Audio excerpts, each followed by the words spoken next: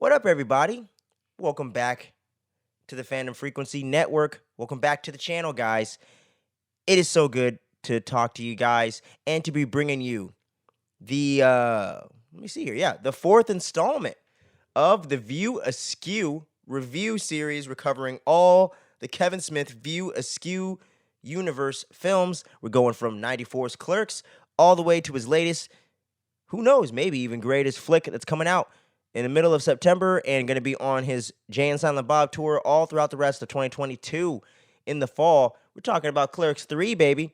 And this is our review series. We're going to recover each and every installment of the View Askew universe. So make sure you guys click the cards up top. I'm going to be dropping those throughout the video. For the first 3 reviews, you guys have shown a decent amount of love on that, man. So we appreciate it. We want to get those views up, man. So make sure to share it with your friends, family, fellow Kevin Smith fans, you know what I'm saying? Here, whatever you want to say. They've been there for a very long time, and they found a loophole going on with the new Catholicism Wow campaign started by the Cardinal, and they got a whole new thing. They're rebranding the Catholic religion and all that.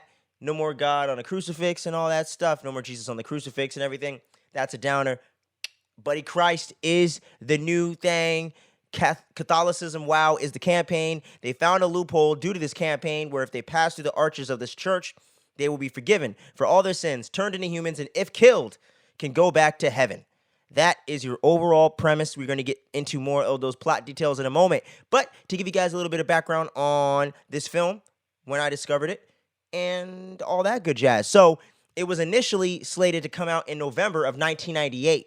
Kevin Smith, if I remember correctly from the research I've done and from the interviews I watched in the past, just because I'm a millennial that's a Kevin Smith fan with access to the internet. So I've been looking up this stuff for a while anyway. But getting into this review series, I wanted to do a little more extra research for each of the individual films, some of the behind the scenes, the release, the reception, all that good jazz, some behind the scenes factoids, all that kind of stuff.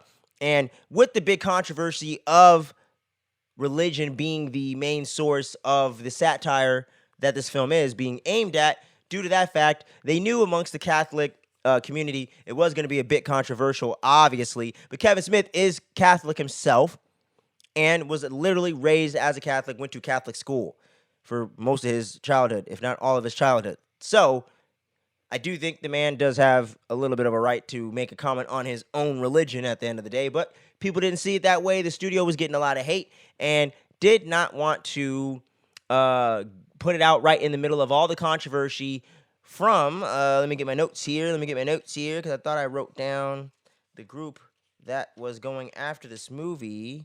Let me see here. Let me see.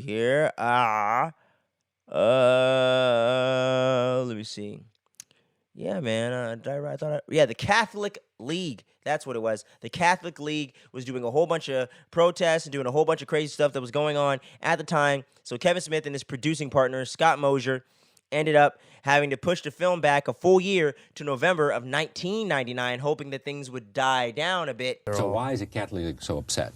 The Catholic League, I think, is upset because it was a Disney movie initially. This is my feeling. The film was a Miramax movie. By virtue of that, it was a Disney film. The Catholic League is an organization, as you know, they're heat seekers. You know, they love to go after stuff that raises their profile. Doesn't necessarily go after things that are necessary or really intentionally attacks on the faith or the church. They feel they go after things that they feel attacks them as Catholics.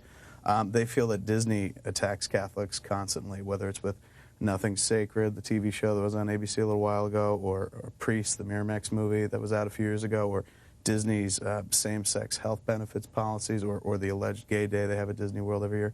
Always going after Disney, and we were just the ripe, luscious opportunity for them to go after Disney that week. We were kind of the target du jour. You think it's simply that? I mean, they found nothing that was offensive to them, nothing that they Charlie, thought. they hadn't seen a frame of film. And all that good jazz. So I believe they filmed it in late 97, early 98. It was, or 98 probably, and it was done then. Had to be pushed back an entire year. So it's kind of weird, you know? And yeah. So yeah, man. And Smith and Mosier actually ended up receiving 300,000 letters of hate mail. Now, picture that. We all have tons of emails in our inbox, right? Imagine getting 300,000 physical letters of people hating on you, your movie, and all this other stuff. 300,000 letters, my man. 300,000 letters, my ladies. 300,000 letters of my people all in between the spectrum. Holy shit.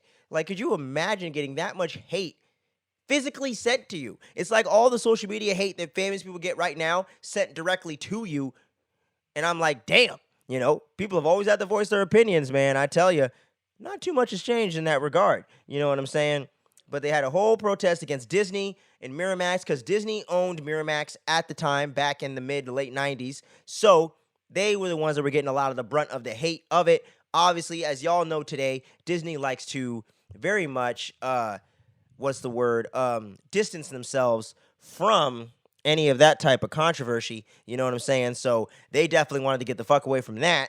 And didn't really pan out that well in that regard. But the film did end up being fairly profitable, actually. So it wasn't an all-out failure, in the same sense of how Mallrats was like a complete box office bomb and really was not the cult hit that it is today and became in the early aughts, late 2000s.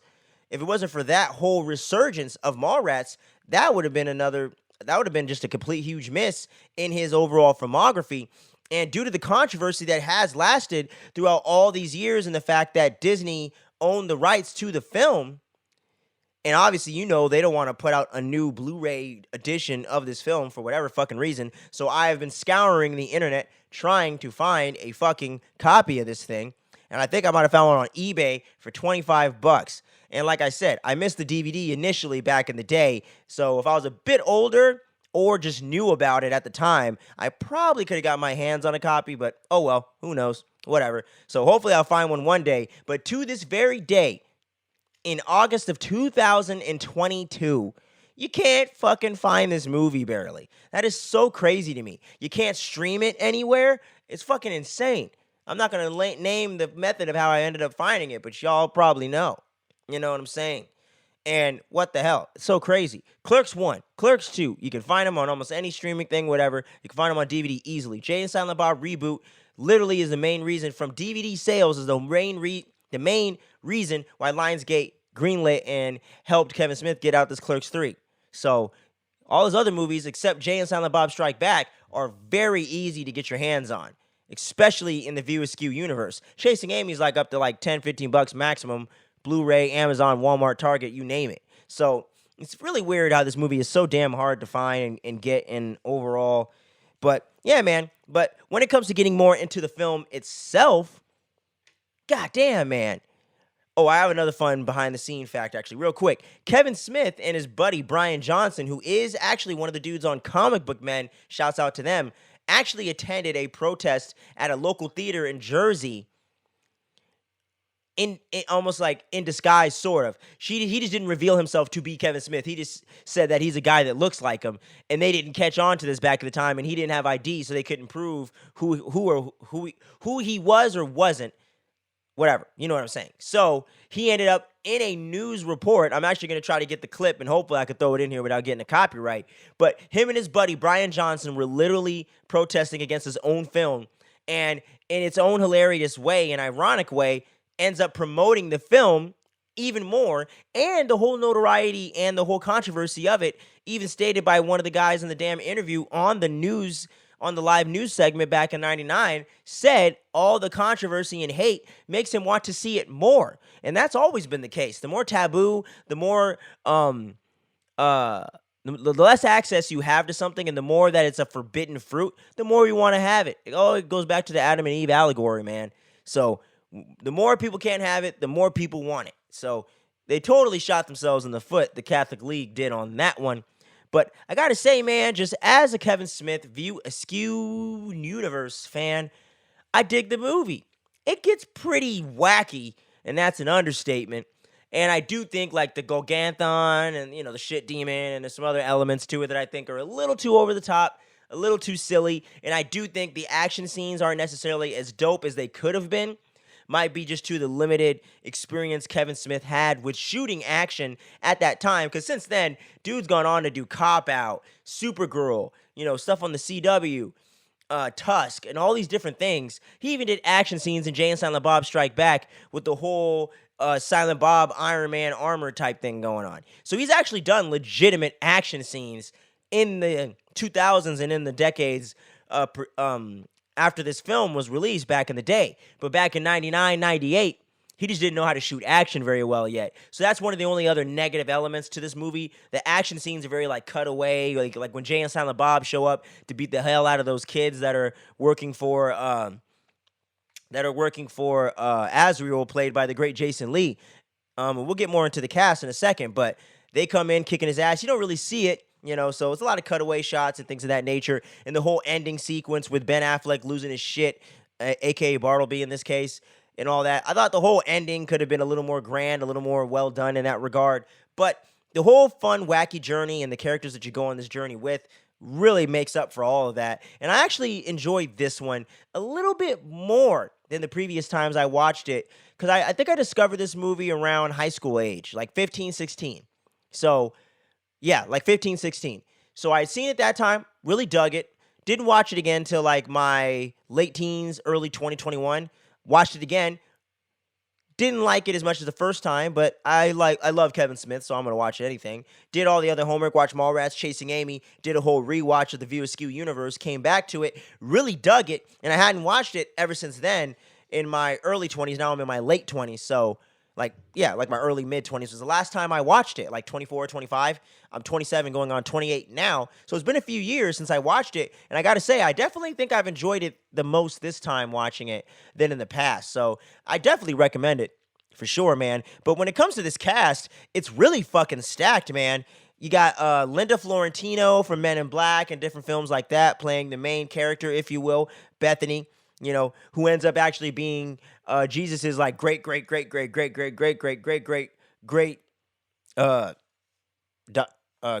something like that. First cousin, I don't know, something like that. She's related to Jesus in some form or fashion because apparently he had siblings back in the day.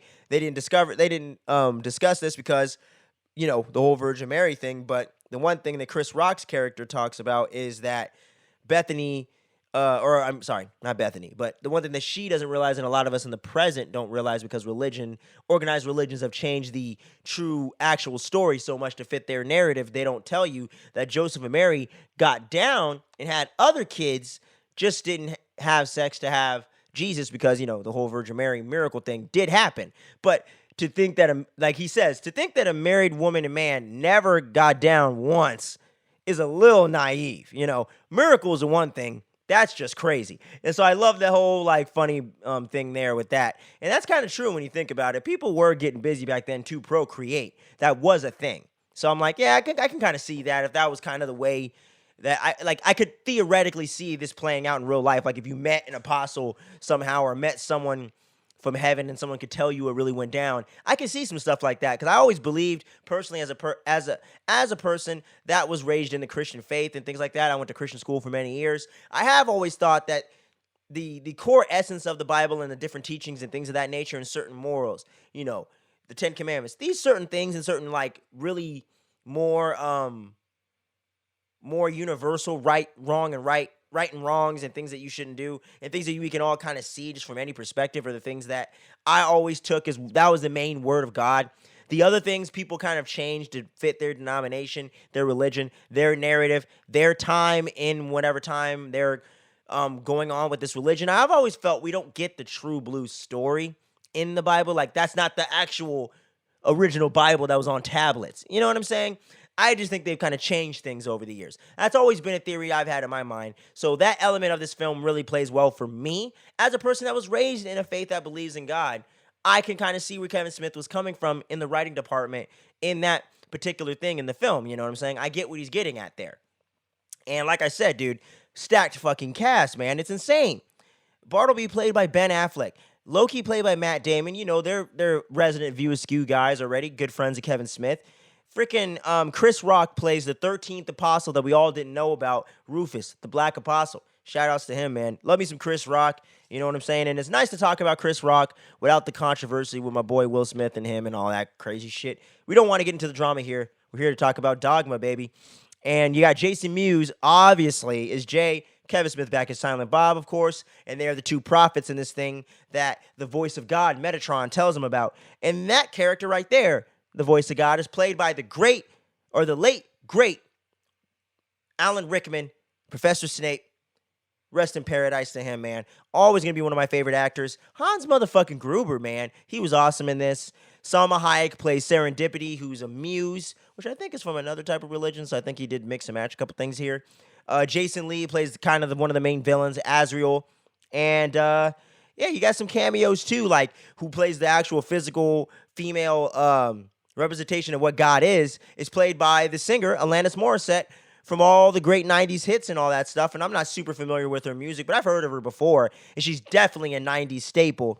And was originally cast to play Linda Florentino's part of Bethany.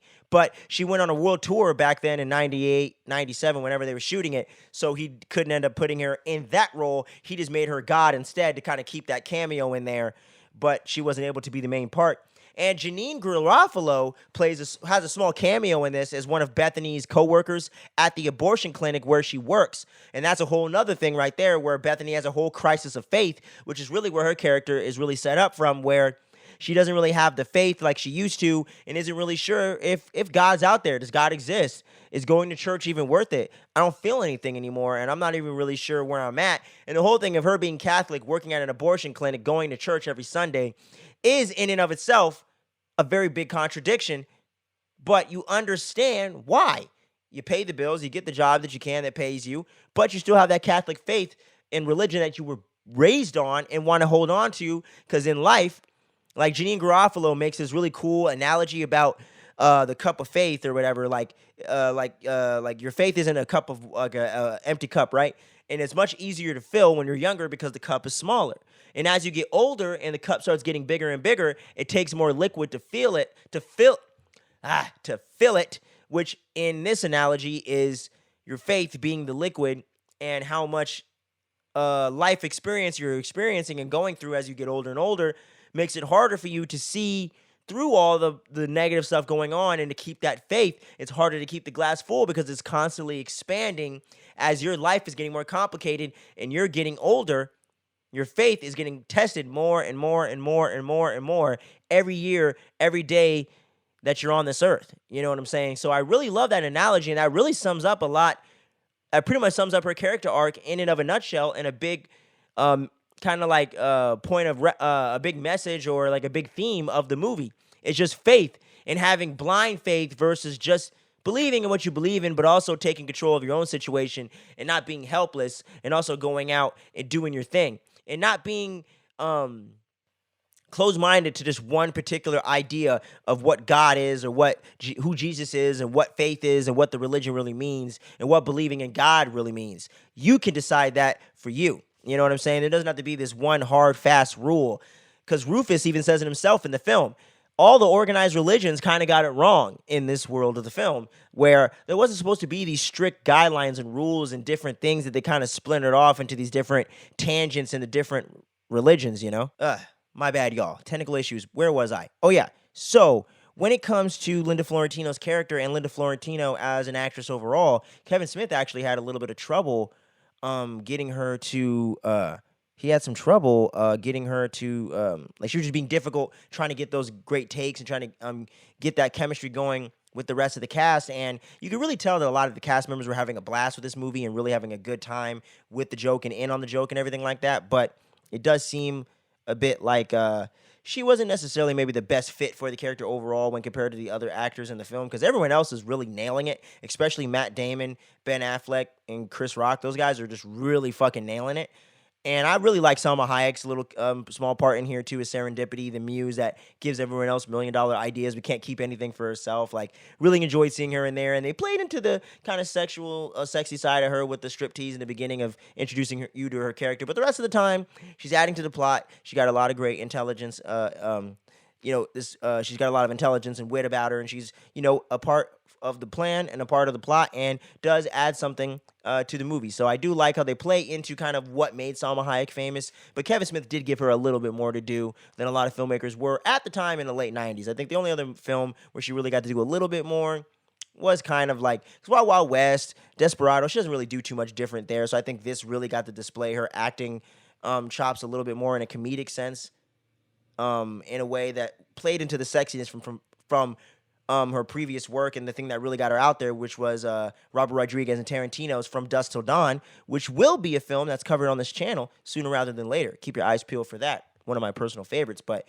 it's really cool getting to see kind of where Salma Hayek was at that time in her career, and getting to see her really establish herself as not just a great dramatic actress or just a sexy actress, but really like a fun actress and someone that really can has charisma on screen. So I really loved and enjoyed seeing her in this, man. And like I said, Ben Affleck and Matt Damon are just chewing the hell up out of this scenery and are really doing such a great fucking job with this film. I really love their commitment to these roles, because I think in another actor's hands that doesn't take this material as serious as they did enough to commit to the role, but also have fun with it and play a little tongue-in-cheek with it. I think those guys are just so really, I don't know, man. Like, I really feel like those guys, they were just meant to be in Hollywood. They were meant to be actors. They really are all-time great talents in my mind. I've always been fans of Ben Affleck and Matt Damon, and it's so cool how, as best friends as they are, have been able to grow their careers together and do so many great things and reach so many great heights and do so many great projects together, while also defining themselves separately from each other and doing their own thing. So I really love that and really respect that, and always wanted to do that similarly with my buddies back in the day. So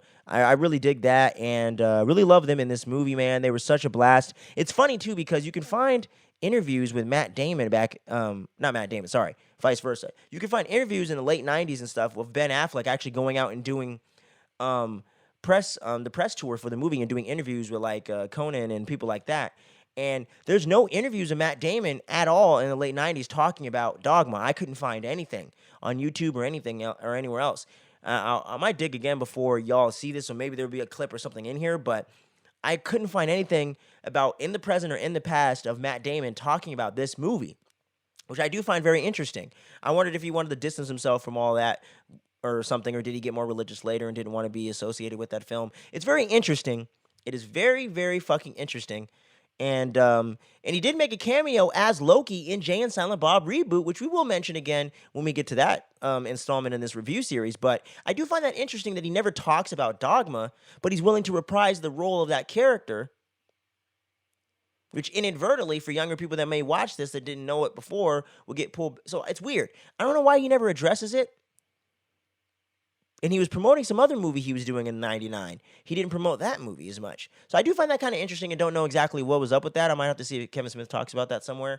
But yeah, there's some really good interviews with Kevin Smith talking about it. There was actually a really cool one that I found with Kevin Smith and Chris Rock actually discussing the film together, which hopefully I can get that cleared and I can throw that in this, because it's really gives you a little bit of insight into their frame of mind of creating this movie and what they thought of the whole controversy and reception of it, and what Kevin Smith thought about it going into it, and how Chris Rock looks at it. And Chris Rock's always fun to watch talk and everything like that. So it's actually a pretty cool little interview, man, from the late 90s of them talking about it. It shows a lack of faith in God when you really think about it. Because if you really believe in God, then he's powerful.